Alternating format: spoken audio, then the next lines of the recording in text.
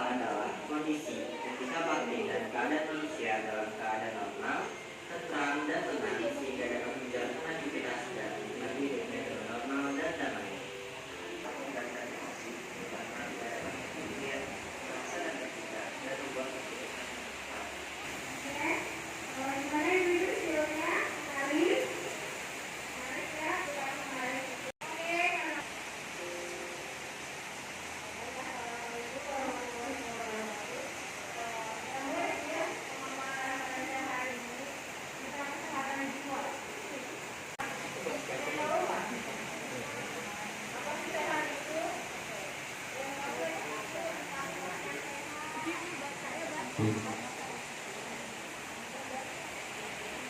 Sehat, ada yang tahu nggak Ibu? Apa sih sehat?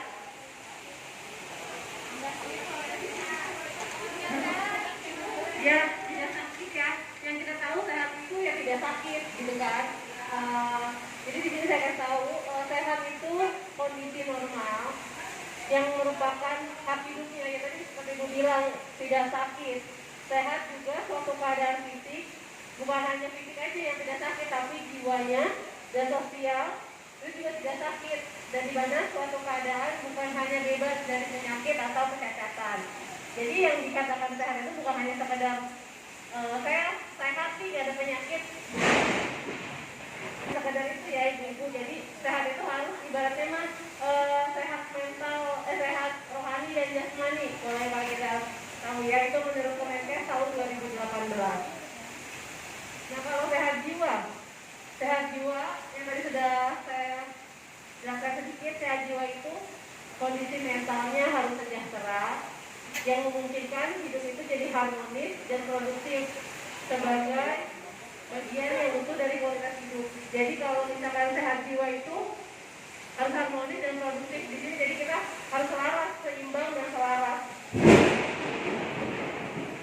Kalau kita bahagia, hidupnya produktif, bisa menghasilkan. Produktif itu bukan hanya untuk menghasilkan ekonomi, walaupun memang sebagian besar kita pasti memikirkan produktif itu untuk mencari ekonomi gitu ya ibu-ibu ya. Nah, baik. Kemudian apa sih ciri-ciri sehat jiwa? Di sini ciri sehat jiwa itu merasa tenang sama dirinya sendiri. Itu sehat jiwanya. Tapi kadang-kadang ada orang yang saya kesel nih sama diri saya sendiri. Saya tuh kenapa sih nggak bisa negur orang lain? Misalkan kalau capek ya bilang capek. Tapi ibu kadang-kadang maksa ini. Padahal capek tapi ya dikerjain. Itu berarti nggak sehat tuh jiwanya tuh. Ini salah satu ciri sehat jiwa itu tenang sama diri sendiri, bisa jujur sama diri dia sendiri, kayak gitu. Kemudian yang kedua, merasa nyaman berhubungan dengan orang lain. Jadi kalau misalkan kalau kata anak sekarang mah sehat itu berarti tidak sehat ya. Kemudian mampu memenuhi kebutuhan hidup ekonomi ya ibu ya. Kemudian ada tumbuh kembang dan aktualisasi diri. Di sini maksudnya tumbuh kembang itu sesuai dengan usianya. Jadi kalau misalkan dari anak dari usia ibu sekarang yang sudah dewasa tengah ya, biasanya ibu sudah dewasa tengah atau ada yang dewasa akhir. Jadi tumbuh kembangnya sesuai gitu. Kemudian dapat mengaktualisasikan diri sesuai dengan tumbuh kembangnya. Jadi misalnya ibu-ibu ya, apa sih ibu-ibu tuh harusnya aktualisasi dirinya harus seperti apa? Jadi harus sesuai semuanya. Itu dapat menerima kenyataan dan dapat mengambil keputusan hidup. Jadi kemudian ini faktor-faktor yang mempengaruhi kesehatan jiwa itu ada 4. Itu yang pertama, faktor individual. Di sini faktor individual itu mungkin bisa berkaitan dengan keturunan. Jadi itu keturunan itu salah satu faktor yang dapat mempengaruhi kesehatan jiwa. Kayak misalkan keturunannya misalkan ada keluarganya, anak keluarganya misalkan ada mungkin yang digunakan kalau gangguan jiwa itu gila, orang masuk rumah sakit jiwa yang suka bergelandang di luar ruang. Sebenarnya bukan hanya itu disebut sakit jiwa gitu. Kesehatan jiwa terganggu itu bukan hanya sekadar itu gitu. Jadi kayak misalkan yang suka melamun sendiri, yang tiba-tiba dia tidak bisa mengaktualisasikan atau mengungkapkan perasaan, itu termasuk tidak sehat jiwanya gitu. Jadi itu juga termasuk bisa jadi faktor keturunan gitu ya. Kemudian faktor psikologi. Ini kita lebih sama ibu mungkin kalau mereka sudah bekerja kayak dari kerja itu sama bosnya apa ya aku ibu-ibu sama suaminya pokoknya harus terus pokoknya saya maunya begini itu juga dapat mempengaruhi kesehatan jiwa. Salah kesehatan jiwa apa sih tanda dan gejalanya? Biasanya sering marah-marah berlebihan dan melakukan kekerasan. Perasaan biasa-biasa aja deh, misalkan sepele doang deh. Kok tapi marahnya kayak gitu banget ya. Kemudian tidak mampu mengatasi stres. Jadi kalau stres dikit, kalau ada apa sedikit, lempar apa gitu. Kalau enggak anak yang gitu tiba-tiba dimarahin, itu juga bisa tuh. Kemudian mengalami masalah tidur. Biasanya kalau ada pikiran nih, yang biasanya tidur jam 9, tiba-tiba kenapa ya bisa tidur? Gak ada alasannya. Bisa tidurnya baru jam 3, jam 2, misal. Kemudian gak bisa konsentrasi, diajak ngomong, ada temennya ngajak ngomong, tapi gak fokus gitu. Kemudian ada merasa sedih, sering sedih tiba-tiba di masyarakat. Ini biasanya yang sering ditemukan itu di sekitar kita tuh cemas. Ya enggak, saya juga sering cemas. Ibu gimana nih? Pernah nggak sih ngerasa cemas? Pernah ya, pasti ya.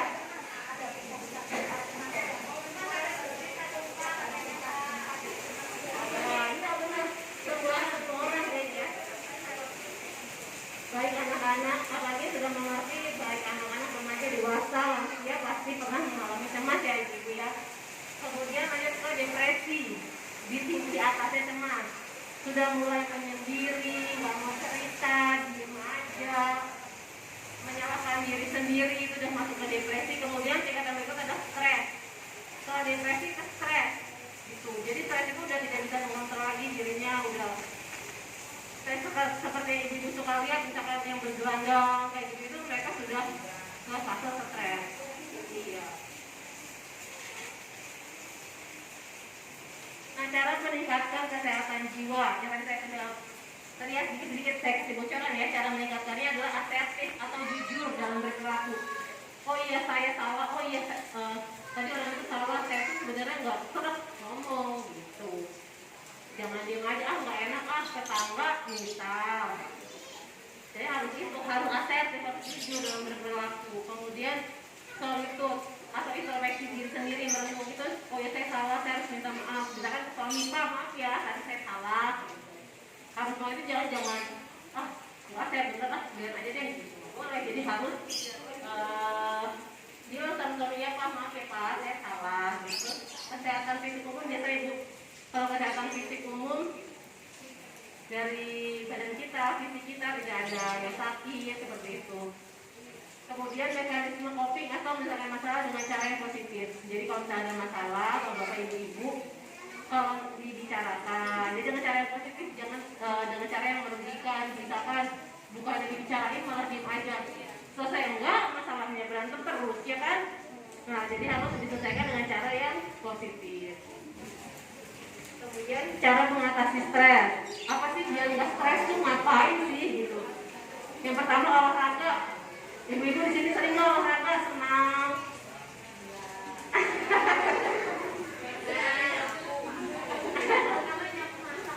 Nah, gak apa bisa bu. Jadi olahraga aktivitas fisik yang teratur kan masa nggak teratur ya? Masa teratur, nyetrika, nyapu lo teratur ya setiap hari ya bu ya? Ya, jadi bisa olahraga atau aktivitas fisik yang teratur. Kemudian berpikir hal-hal baik. Jadi jangan apa-apa negatif thinking dulu, gitu kan? Apa-apa pikirannya udah kemana-mana, belum terjadi, udah pikirnya aneh-aneh, gitu. Yang jelek-jelek aja yang dipikirinnya.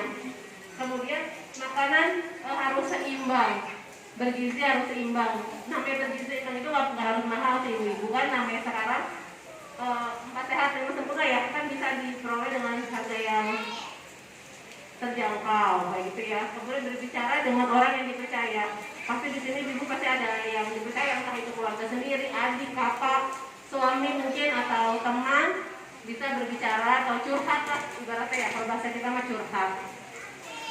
Kemudian kembangkan hobi. Nah ibu tadi hobinya masak, kembangin hobinya, jadi punya kesibukan. Terus lakukan kegiatan sesuai dengan kemampuan. Jadi kalau misalkan memang nggak mampu ya bicara. Jadi kalau jangan dipaksakan.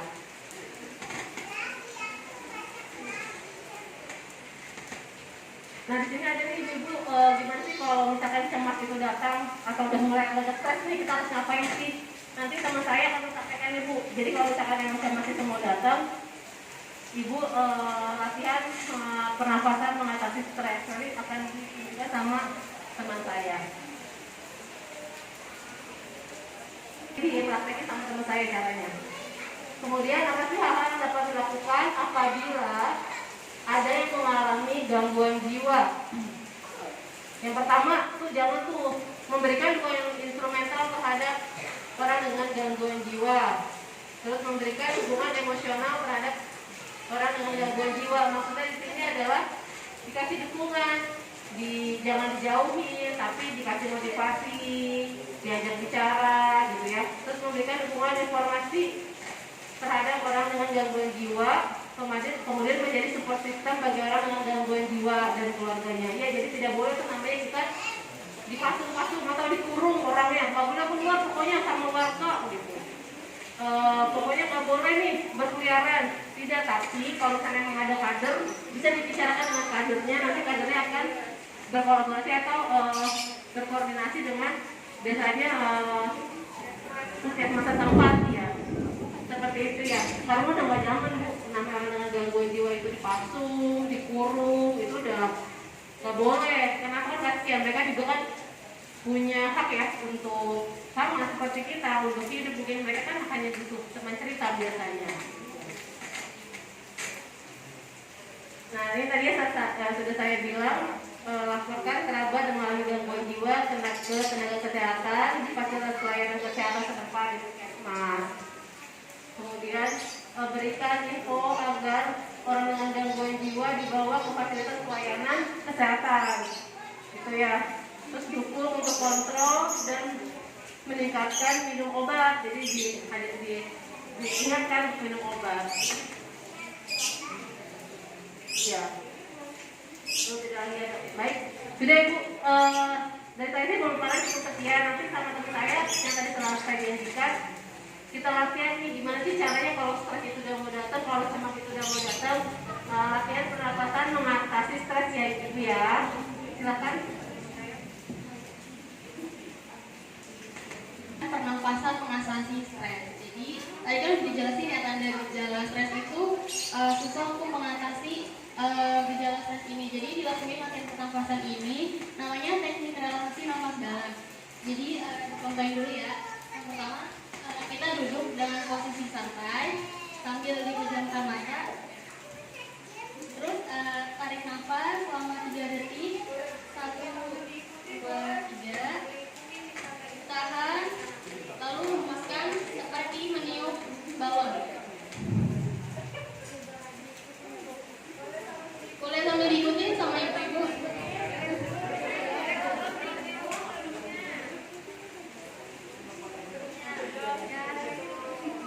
Ibu ya, kita ulangi lagi ya, duduknya dinyamankan. Berarti gimana cara itu duduknya biar duduk tuh nyaman, relax ya.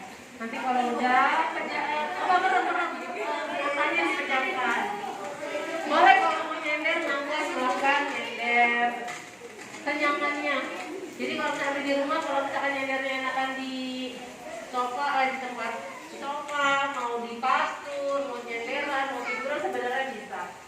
Seperti nyaman ya. Terus kemudian pejamin mata. Kemudian tarik nafasnya pelan-pelan dari hidung. Ditahan 3 detik hitung. Pelan-pelan aja. 1, 2, 3. Dikeluarin lewat mulut kayak niup balon.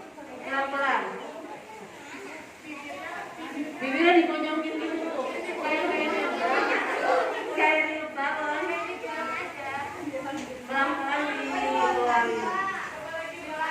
Oke, jalan. Oke, satu ya, kita udah nyaman ya. Terus dipajamin mata. Tarik nafas. Tahan sama 3 detik. 1, 2, 3. Hembuskan perlahan.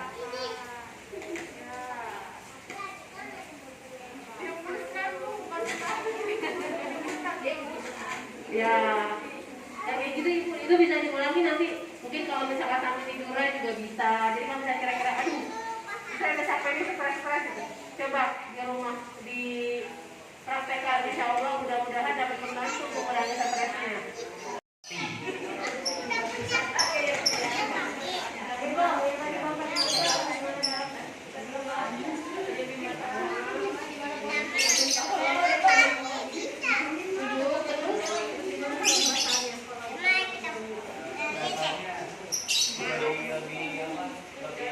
Lebih relax.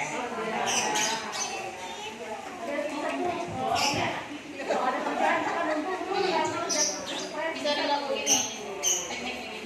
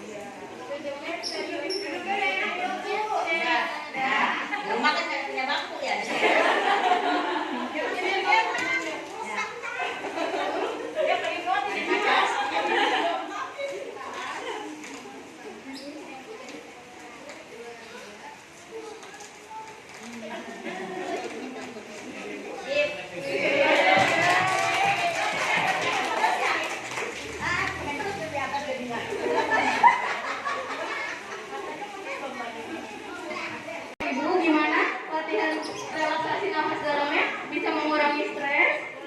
Bisa ya? Oke, sekarang kita masuk ke sesi tanya jawab. Setelah pemaparan materi ini, apakah ibu-ibu masih ada yang bingung? Mas-masnya juga mungkin boleh mau nanya tentang kesehatan jiwa. Boleh, silakan angkat tangannya. Ibu-ibu jangan malu bertanya, kita punya hadiah tahu untuk ibu-ibu yang nanya. Nah, udah senyum nih. Ayo Bu, boleh tanya kira-kira apa yang masih belum paham gitu, boleh ditanyain gitu. Iya, boleh Ibu. Ibu mau nanya? Boleh Ibu mohon berdiri, sebutin namanya. Atau lihat ibunya yang lain.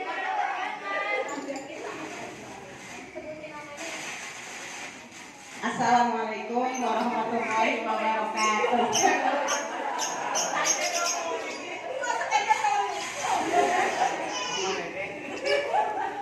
Perkenalkan,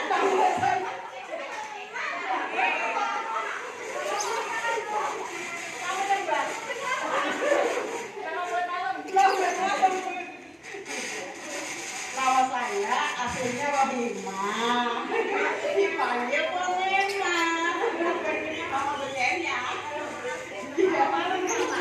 malamnya ya cabai-cabai boleh. Saya mau nanya, kalau misalnya pikun itu bisa dikategorikan termasuk stres atau bukan? Pertanyaannya, Ponima nanya, pikun tuh bisa masuk dalam kategori stres atau tidak? Oke, kita tampung dulu ya Bu ya. Oke, bagian sini boleh menaik, boleh Ibu. Sebutin lagi namanya, pertanyaannya. Assalamualaikum warahmatullahi wabarakatuh. Nama saya Desmiati, panggilan Des. Ini saya mau menanyakan, kita itu kalau lagi tidur gitu ya, rasanya males banget bawaannya untuk bangun. Itu penyebabnya kenapa ya? Pengennya tidur aja. Ya gitu doang, terima kasih. Terima kasih Bu Des atas pertanyaannya. Pertanyaannya saya ulangin ya Bu ya. Kenapa kalau lagi tidur itu tidur terus kayak bawaannya males gitu ya? Oke, kita tampung. Dan rumah Ibu.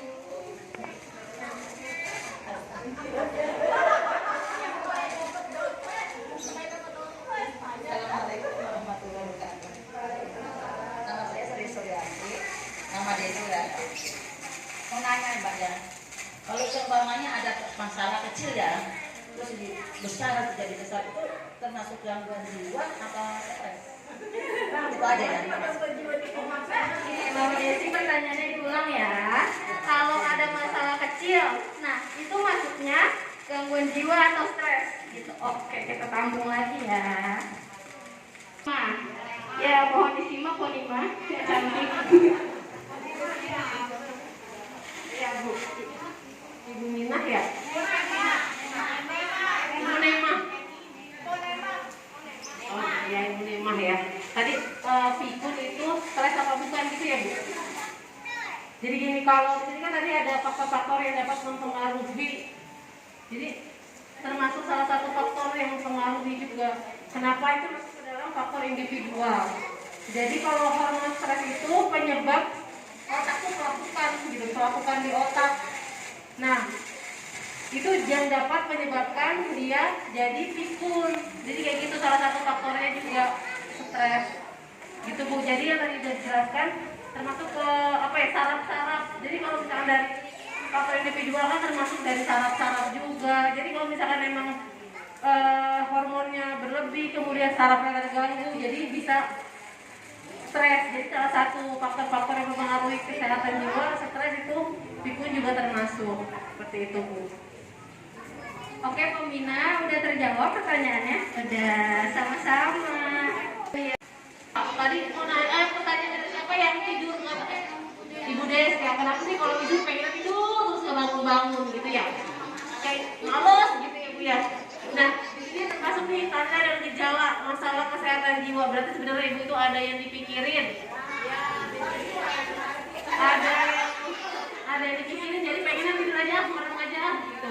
Jadi mengalami masalah gangguan tidur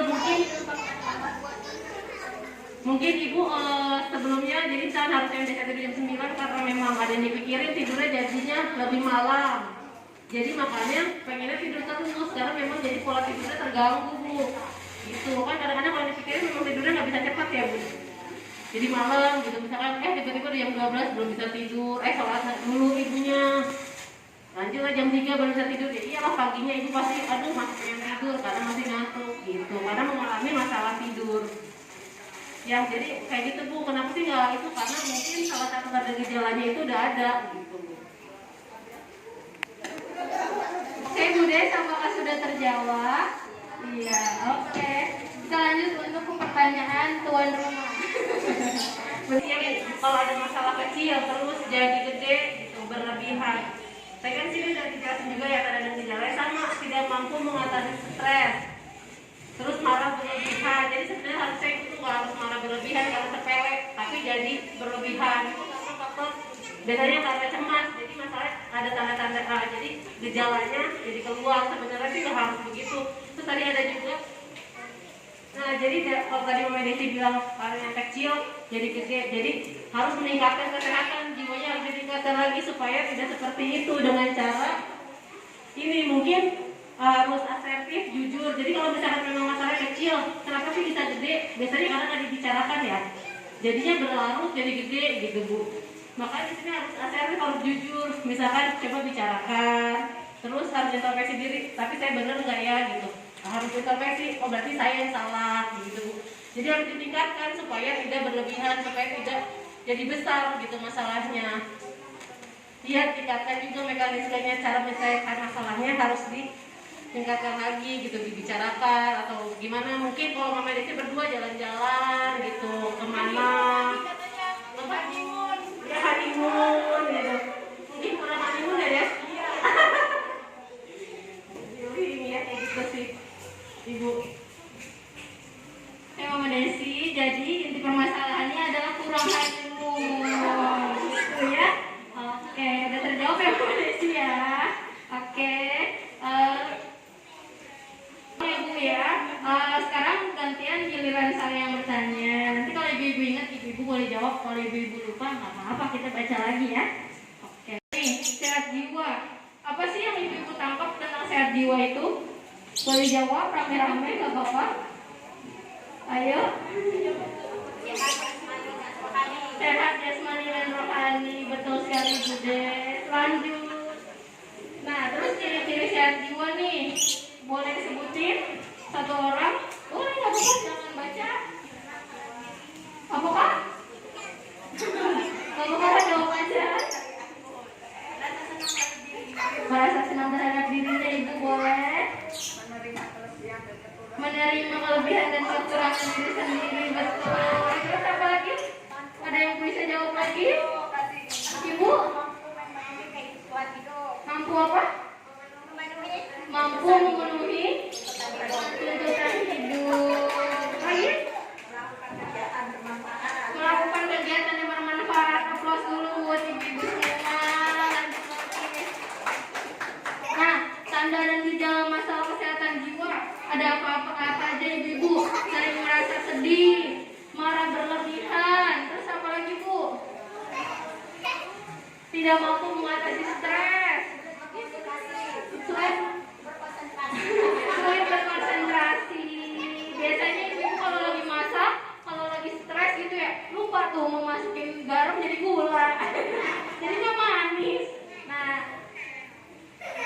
Nah, gangguan jiwa yang biasa ditemukan masyarakat yaitu ada gangguan kecemasan ya ibu-ibu ya, terus ada depresi, lalu ada stres. Terus cara meningkatkan kesehatan jiwa dengan cara yang pertama itu kita bisa jujur dalam berperilaku ya Bu ya. Terus kita bisa mengintrospeksi diri sendiri. Terus sehat fisik umum, yaitu sehat fisik jasmani dan rohani. Terus itu bisa menyelesaikan masalah dengan cara yang positif. Nah, cara menanggapi stresnya itu kita ibu-ibu semua dan kakak-kakaknya kita bisa dengan cara olahraga yang teratur, aktivitas yang positif ya Bu ya, makanan juga yang seimbang. Terus berbicara dengan orang yang bisa dipercaya seperti suami, tetangga, saudara. Terus kembangan hobi, masak gitu ya. Biasanya ibu-ibu juga selain masak hobinya nyanyi ya Bu ya. Kelihatan ya kan, benar. Goyang di dapur sambil nyanyi ya Bu ya. Ya Bu, kita udah di penghujung acara. Sekarang waktunya kita pembagian door prize. Kira-kira ibu mas-mas semua kakak-kakak yang udah datang pada acara kita hari ini, kalau misalkan kita ada salah-salah kata, sikap, perlakuan, mohon dimaafkan ya Bu ya. Saya tutup. Wabillahi taufiq wal hidayah. Wassalamualaikum warahmatullahi wabarakatuh.